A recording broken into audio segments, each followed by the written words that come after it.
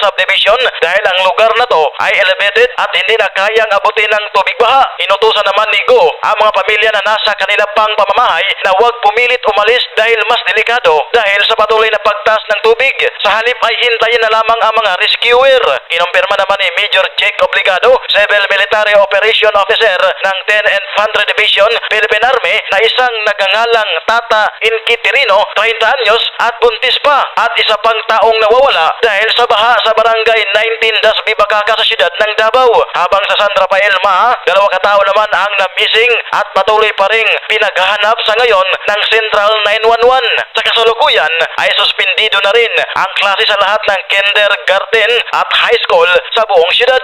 Patuloy pa ngayon ang ginagawang monitoring ng CDRRMC at karamihan sa mga apektadong pamilya ay nailikas na rin sa ligtas na lugar. Kasama mo sa DXDC RMN Davao, Efren Armilia, Tatak RMN. Radyo mo nationwide. Mas lumawak pa ang pinsalang dinulot ng sumadsad na USS Guardian. Barko po na US ito sa Tubataha Reef sa Sulu Sea. Ito ay matapos gumalaw ng 90 degrees ang nasabing barko dahil sa malakas na hangin at alon. Una nang naiulat na meron ng 10 metrong pinsala sa Coral Reef ang pagsadsad po na nasabing barko. Kaugnay ito'y kinukwestiyon ng mga nangangalaga sa Tubataha Reef ang pagpasok ng USS Guardian doon, samantalang hindi naman po ito navigational route. Sinasabing nasira ang digital nautical charts ng barko dahil para ito ay hindi makita ng mga tripulante ang Tubataha Reef. Nabatid na 3 barko na ng Westcom ang pinadala ng Philippine Navy para tumulong sa paghila sa USS Guardian. Sa ngayon, wala namang pagtakas pa na langis mula sa barko. Dumating na ho sa bansa ang may 39 na Pinoy na inilikas mula sa naganap na hostage crisis sa isang oil facility sa Algeria. Alas 4 ng linggo ng hapon, lumapag sa NAIA Terminal 1 ng Emirates Flight EK332 mula Dubai, sakay yung may 39 na mga Pinoy. Inilikas yung mga OFW sa kasagsagan ng pagkubkob ng grupong nagpakilalang Battalion of Blood na pinaniniwala ang may kinalaman sa Al-Qaeda noong Miyerkules sa Amenas gas field sa Algeria.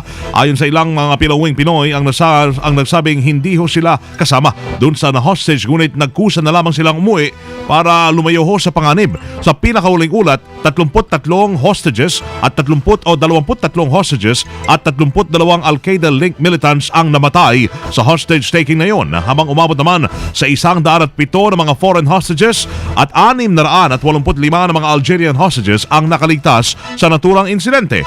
Nabatid na naisuro mga kidnapper na magwakas ang French military campaign sa Mali. Patuloy naman ang koordinasyon ng Department of Foreign Affairs sa mga kinatawan ng bansa sa Algeria ukol sa lagay ng mga Pinoy na nagtatrabaho sa gas field na yun at sa kaukulang pangangailangan at repatriation. Sa kaugnay pong balita, Philippine Embassy ay inaalam nga kung may mga Pinoy na kabilang sa missing o nawawala sa Algerian hostage crisis. Kasama natin sa balita live si Joy Sandra. Tatak RMN Report. Inaalam na ng Philippine Embassy sa Tripoli, Libya kung may mga Pilipinong kabilang sa nawawala sa nangyaring hostage crisis sa Algeria. Puspusan ngayon ang pakikipag-ugnayan ng embahada sa Algerian authorities. Hindi pa rin mabatid ng mga otoridad kung ilan ang kabuoang missing dahil patuloy ang clearing operations sa nilusob na gas facility. Una nang inamin ng Department of Foreign Affairs na hindi nila alam ang kabuoang bilang ng Pinoy sa Algeria dahil posibleng may undocumented OFWs na nakapasok doon. Kasama mo sa DFA, Joyce Adra, Tatak RMN. Radyo mo nationwide. Pasado na ngayong araw ang pagbabalik ng Senado ang planong pagpapatalsik kay Senate President Juan Ponce Enrile. Sa interview ng RMN kay Senador Antonio Trillanes, kumpiyansa itong magtatagumpay sa pagpapatalsik kay Enrile, lalo na't marami ng senador ang may away o may ayaw na sa pamumuno naman ng Pangulo ng Senado. Sinabi ni Trillanes na sa ngayon ay 4 na Liberal Party senator na lamang ang kanilang hinihintay para makumpleto yung bilang para mapatalsik si Enrile. Mamayang mag-opening ho tayo, no? Ang sitwasyon is this. Yung numero po namin ng mga senador ay ang kulang na lang po ay yung mga Liberal Party members. Kompleto na at may konting sobra pa pag pumasok po yung 4 na Liberal Party. At ang kwad po niyan, yung mga Liberal Party members, of course, ang kanilang pinuno ng partido nila ay si Presidente Aquino. Kung kaya magdedepende yan sa desisyon ni Presidente Aquino kung babasbasan niya Una na hong dumistansya naman ang palasyo sa nasaming planong kudeta, kung saan sinabi ni Deputy Presidential Spokesperson Evie Galvarte na maayos naman ang ugnayan ni Pangulong Noynoy Aquino at ni Enrile.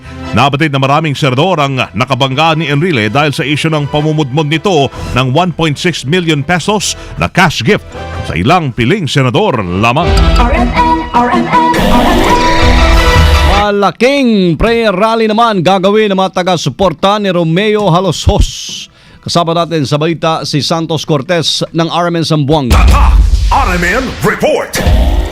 Isang malakiang prayer rally ang inasahang gagawin mamayang hapon dito sa lungsod ng mga kasamahan ni Mayoralty Aspirant Romeo Halosos.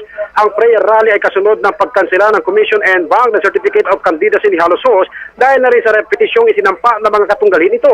Kung matatandaan, nagsampa ng petisyon for disqualification ang 1st District Congresswoman ng Zamboanga, Maria Isabel Salazar at Jomar Lobregat laban kay Halosos dahil ayon sa mga ito, hindi pwedeng maging kandidato si Halosos dahil hindi naman umano ito registered voter ng lungsod. Pinabura ng COMELEC ang petisyon ng dalawang nabanggit na opisyal kung saan noong Miyerkules, formal na inilabas ng COMELEC and Bank ang kanilang desisyon kung saan kinansela nito ang COC ni Halosos. Binigyan naman ng 5 araw si Halosos para iapela sa Korte Suprema ang kaniyang kaso. Si Halosos ay kumakandidato bilang alkalde ng lungsod ng Zamboanga laban kay Congresswoman Maria Isabel Salazar. Samantala, inasahan namang dadagsa ang mahigit kumulang 100,000 mga taga-suporta ni Halosos sa prayer rally mamayang hapon. Dinoble naman ng kapulisan ang seguridad sa lugar na pagdadausan ng prayer rally ng kampo ni Halosos. Kasama mo sa DXRG RMN Zamboanga, Santos Cortez, Tatak RMN. Radyo mo, Nationwide! Samantala, cash gift issue naman dededmahin na ng mga senador. Kasama natin sa balita si Grace Mariano. Wala nang balak ang Senado na pag-usapan sa pagbabalik ng sesyon simula ngayong araw na ito ang karagdagang pondo para sa Maintenance and Other Operating Expenses o MOOE sa 18 senador. Ayon kay Senate Majority Leader Vicente Soto III, magsasayang lamang sila ng oras bukod sa ibinigay na ni Senate President Juan Ponce Enrile ang kanyang panig sa ginawang pamamahagi niya ng dagdag na pondo sa MOOE. Wala ring nakitang dahilan si Soto para maging problema sa working relationships ng mga senador ang naturang usapin. Ang paliwanag pa ni Soto, wala na silang magagawa kung maging ang sinasabing kudeta sa Senado ay kanilang papansinin dahil kung magpapalit sila ng liderato ay mangangailangan din sila ng reorganisasyon sa chairmanship ng mga komite. Kasama mo sa Senado, Grace Mariano, Tatak RMN. Radyo mo, Nationwide! Mission 2013. Boboto ako. Kandidato sa pagkaalkalde ng isang bayan sa Kamsur, umatras sa kanyang kandidatura. Kasama natin sa Mission 2013 si Renan Relioso ng RMN Naga. RMN Report.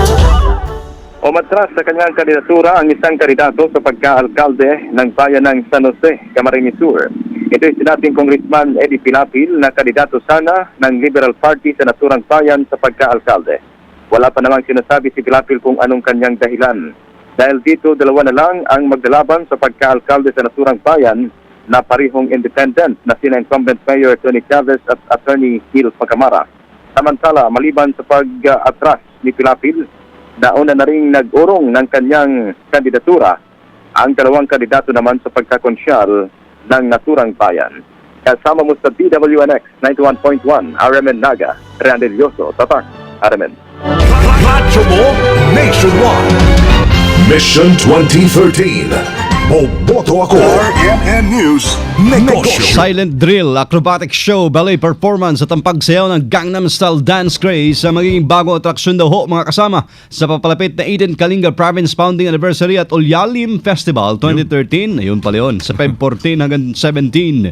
Ang Governor Josel Baak, first time magagawin ito ng probinsya ng Kalinga para sa selebrasyon ng Ulyalim Festival. Sinabi naman ni Provincial Administrator Grace Kidang Flores ng PNP Academy, partikular po ang kanilang silent drill squad and band ay imbitado rin para gumawa ng performance. RMN News Abroad. Pumalo na sa 81 ho yung kumpirmadong patay sa madugong hostage taking sa isang oil refinery sa Sahara Desert sa Algeria.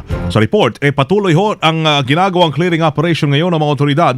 May 25 bangkay pa ang narecover sa gas complex. Bukod pa ito sa 55 na kinabibilangan ho na may 32 mga hostages at 32 na mga militante na una nang iniulat ng Algerian Interior Ministry. Sinasabing mahirap na umanong makilala yung huling mga nakuhang bangkay na posible namang dayuhan ng mga miyembro ng militante. Iniimbestigahan na kung ito ba ay French, Amerikano, Filipino na nagtrabaho sa naturang gas plant. May mahigit na 20 dayuhan pa ang patuloy na pinaghahanap. Makalipas ang 4 na araw na terrorist siege sa nakonektado sa Al-Qaeda. At mga kasama live mula po dito sa RMN News Center sa Makati City, Metro Manila, Philippines. Inyo pong narinig ang numero 1 RMN News Nationwide ngayong Lunes, January 21, 2013. Uy, sa mga taga Bacolod ha, susunod na po dyan sina kasamang Agnes Apostol at Serge Santillan sa RMN News Diretso, Balitang Bacolod sa numero 1 DYHB 747. Bakulod nun, bantugad dalaya mo. Panoorin ho yung naging pagbabalita namin ngayong alas 7 ng umaga. Sa YouTube mga kasama, itype po lamang RMN News Nationwide. At kasama nyo sa serbisyo publiko, ako si Weng de la Peña. Salamat sa mga Weng at Buddy Oberas. Dito pa rin ho yan sa tahanan na may pinakamaraming number 1 sa 2013, pinakamaraming himpilan sa 2013. RMN, Radyo Mo Nationwide. 60 years na maasahang public service nationwide. Live via satellite. Live via satellite. RMN News Nationwide. Buong bansa, isang boses ng balita. RMN News Nationwide. Oras tatak alas 7:17 ng umaga. Tatak RMN. Bigyan mo ako ng tagak